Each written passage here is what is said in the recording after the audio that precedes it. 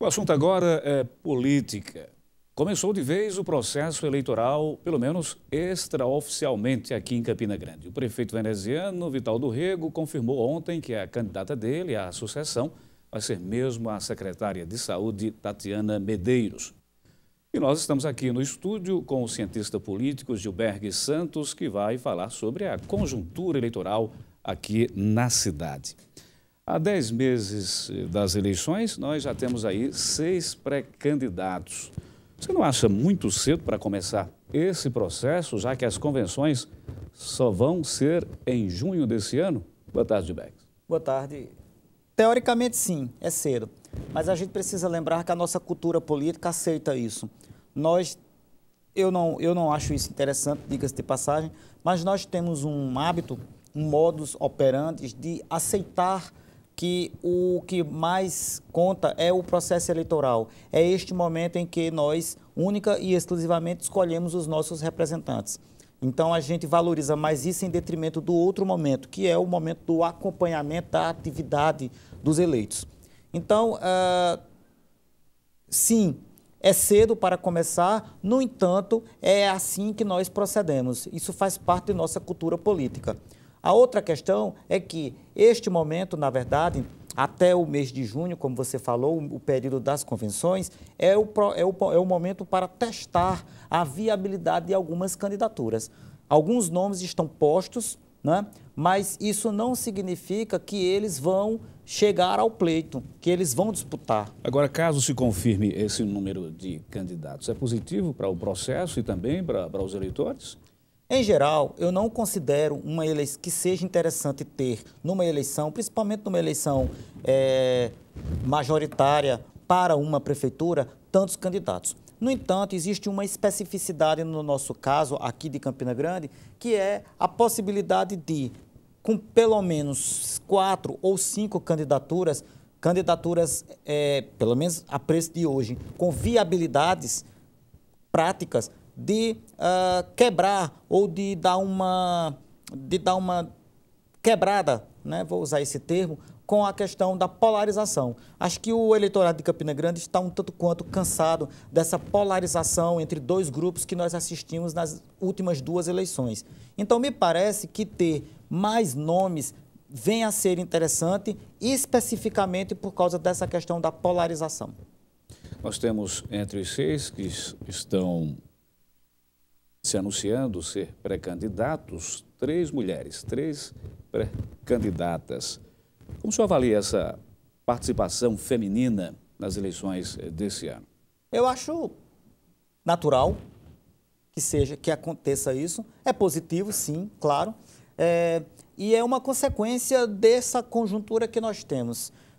Na verdade, é uma questão que é extraconjuntural, porque é preciso lembrar que na América Latina nós temos 3 mulheres exercendo mandatos como presidente da República. O Brasil é um deles. Nós temos que lembrar que nós temos governadoras pelo Brasil afora, nós temos muitas prefeitas. Em Campina Grande nós já tivemos uma prefeita.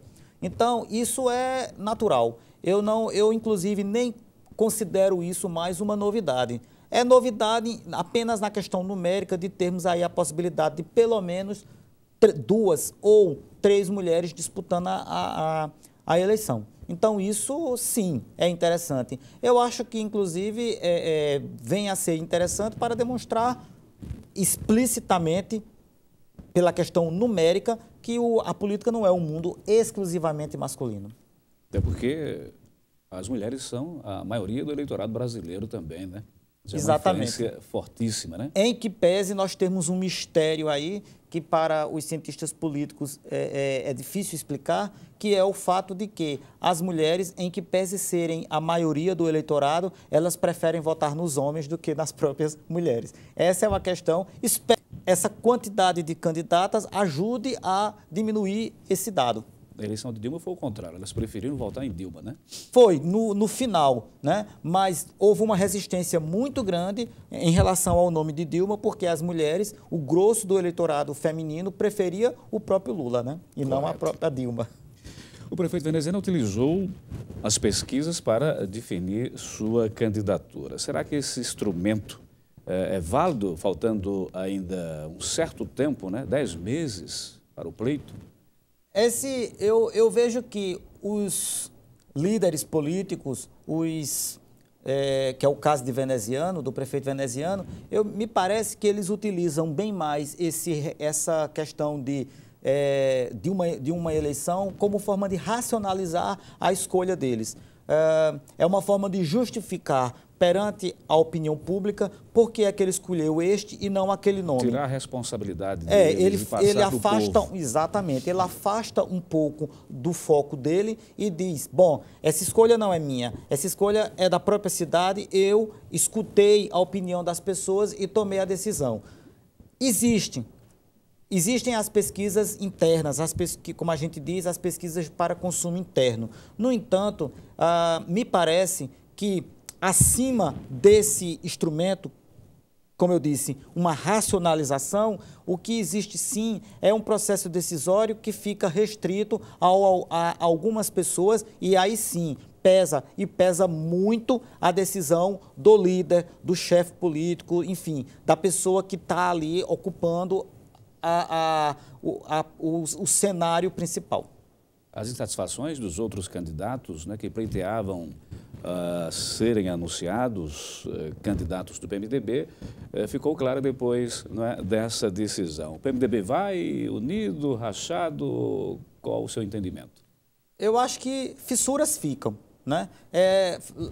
Eu achei interessante que o PMDB local parece que não entendeu ou não lembrou-se do exemplo do PSDB nacional, né? Aquele processo que o PSDB já em algumas eleições chega para a eleição completamente dividido porque transforma o processo de escolher quem será o candidato numa verdadeira luta, numa luta de vida e morte.